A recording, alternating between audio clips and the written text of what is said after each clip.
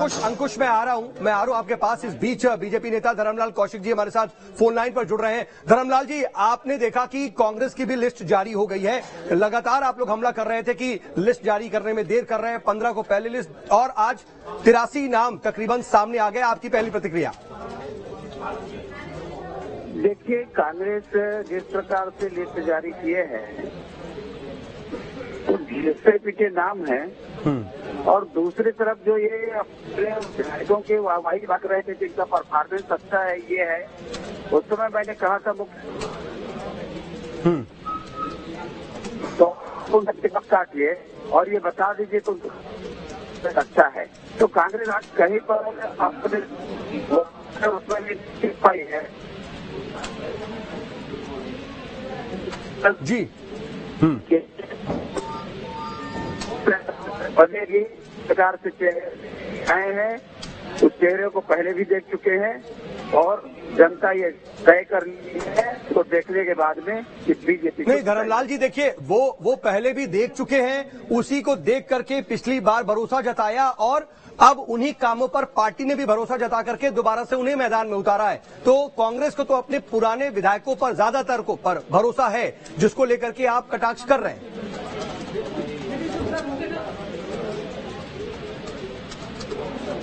आपको पता लग जाएगा कि किनकी क्या स्थिति है। ठीक है, लेकिन जो गए हैं उसको भी आप देखेंगे। थोड़ा धैर्य रखिए, धीरज रखिए।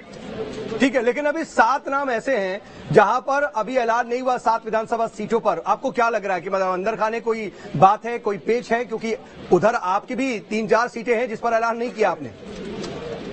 हाँ, हम लोग के भी 4 सीटें हैं और जिस प्रकार से सीटें रोकी गई है तो वह पोके स्थिति में कांग्रेस है कि उसको देने से क्या होगा नहीं होगा। इस पोके स्थिति में या आंतरिक उनका जो मामला है उस मामले के कारण वे नहीं कर पा रहे हैं। उनको लगता है कि विद्रोह।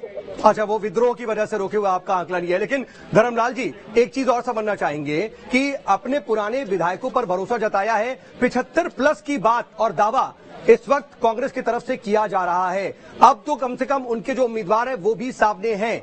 लड़ाई टफ है, चुनौती है बड़ी, क्योंकि रमन सिंह कह रहे हैं कि मुकाबला बड़ा कड़ा होगा इस बार। 75+ की जो बात है वो कहावतों में है। आपके सामने 3 तारीख को पता लग जाएगा।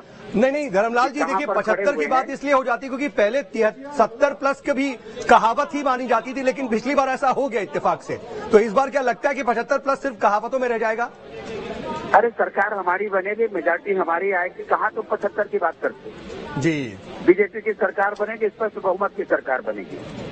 ठीक है। जिस प्रकार से कांग्रेस ने धोखा दिया है, कांग्रेस ने जो वादा किए, चाहे महिलाओं से किया है, शराबबंदी से पूछिए थोड़ा सा क्या स्थिति है, जाएंगे महिलाओं के बीच में देखेंगे। युवाओं को ठगने का काम किया गया है उनके द्वारा। जिस प्रकार से पेंशन के नाम पर महिलाओं को ठगने का काम किया गया है, किसी को इन्होंने नहीं छोड़ा है, कर्मचारियों को नहीं छोड़ा। ये जो रेगुलर नियुक्ति की बात आ रही थी, कहाँ चले गए? आज भी एक नहीं कर पाई है।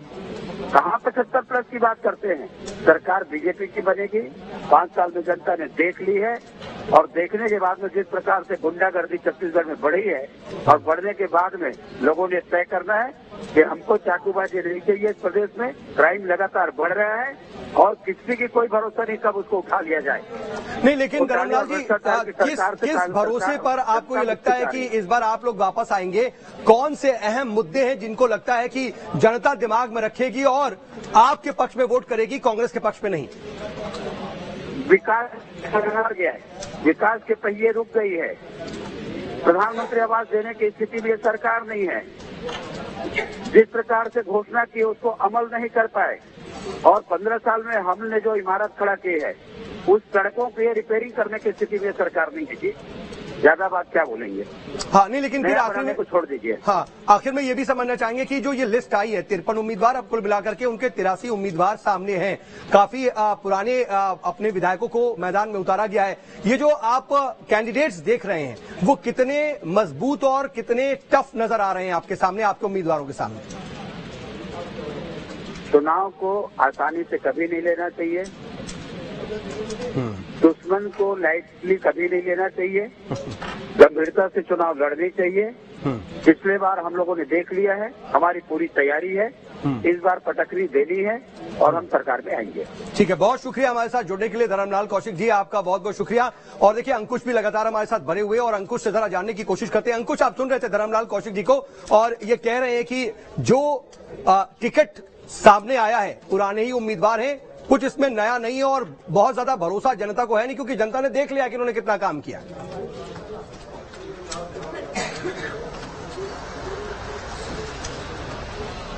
देखिए, जिस तरीके से छत्तीसगढ़ के पूर्व विधानसभा अध्यक्ष धर्मलाल कौशिक से बातचीत हो रही थी और बातचीत में उन्होंने स्पष्ट रूप से कहा कि बीजेपी की सरकार आ रही है। स्वाभाविक है, राजनीतिक दल अपनी अपनी जीत का दावा करते हैं और जीत का दावा अभी धर्मलाल कौशिक करते हुए नजर आ रहे थे। चूंकि धर्मलाल कौशिक जी की जो विधानसभा है बिल्हा से सियाराम कौशिक को कांग्रेस पार्टी ने उम्मीदवार बनाया है। सियाराम कौशिक जो है 2013 में धर्मलाल कौशिक को हरा चुके हैं। ये काफी महत्वपूर्ण बात है कि सियाराम कौशिक मजबूत चेहरे हैं बिल्हा विधानसभा क्षेत्र से। और बिल्हा इलाके की अगर बात करें तो सियाराम कौशिक को एक बार फिर से कांग्रेस पार्टी की तरफ से टिकट देने का यही कारण है कि कांग्रेस पार्टी को सियाराम कौशिक के ऊपर कहीं न कहीं भरोसा है कि वो एक बार फिर से 2013 के चुनाव परिणामों को दोहरा सकते हैं, ऐसी उम्मीद जताई है। हालांकि अब ये तो जनता के मन में क्या है वो 3 दिसंबर को स्पष्ट होगा, लेकिन जिस तरीके से कैंडिडेट्स के नाम सामने आए, जैसे छाया वर्मा का नाम एक जो बड़ा चौंकाने वाला नाम है, लेकिन बड़ा नाम है, राज्यसभा सांसद है छाया वर्मा और उनको अब टिकट दे दिया गया है और एक सिटिंग एमएलए का टिकट काट के अगर उन पर भरोसा जताया गया है तो स्वाभाविक है कांग्रेस पार्टी का कहीं न कहीं ये मानना है कि ये जिताऊ कैंडिडेट हो सकती है। जिताऊ कैंडिडेट होने के साथ साथ राजनीतिक अनुभव उनका बहुत अच्छा है, क्योंकि अनीता शर्मा का जो टिकट काटा गया है उनका भी बहुत ज्यादा अनुभव कम नहीं है, लेकिन छाया वर्मा से अनुभव उनका कम है। अब छाया वर्मा का अनुभव जो है विधानसभा का भी है और राज्यसभा का भी है, तो ये अनुभव का लाभ कहीं ना कहीं कांग्रेस पार्टी लेना चाहती है, इसलिए बदलाव किया गया है। वहीं अगर बात करें अन्य विधायकों की जिनकी टिकट काटी गई है तो उन विधायकों का परफॉर्मेंस जो है वो ठीक नहीं था। इसके पहले भी कई तरह की चर्चाएं हुई हैं, जैसे बृहस्पति सिंह का नाम लिया जाए या विनय जायसवाल की अगर बात करें तो, या प्रेमसाद सिंह टेकाम की अगर बात करें, या फिर अन्य और विधायकों की बात करें जिनके 4 लोगों के टिकट काटे गए हैं, तो ये इनके नाम आज स्पष्ट नहीं हुआ है कि इनका टिकट काटा गया है। इसमें कोई चौंकने वाली बात नहीं है, क्योंकि पिछले साल भर से छत्तीसगढ़ की राजनीति में ये नाम चर्चाओं में है और ये नाम इसलिए चर्चाओं में है कि कहीं ना कहीं कंट्रोवर्सी से इनके नाम जुड़े रहे हैं। उस कंट्रोवर्सी के चलते कांग्रेस पार्टी का भरोसा उन पर नहीं हो पाया, या यूं कहा जाए कि जो सर्वे कराए गए थे उन सर्वे के आधार पर अगर बातचीत की जाए तो सर्वे में इनका जीतना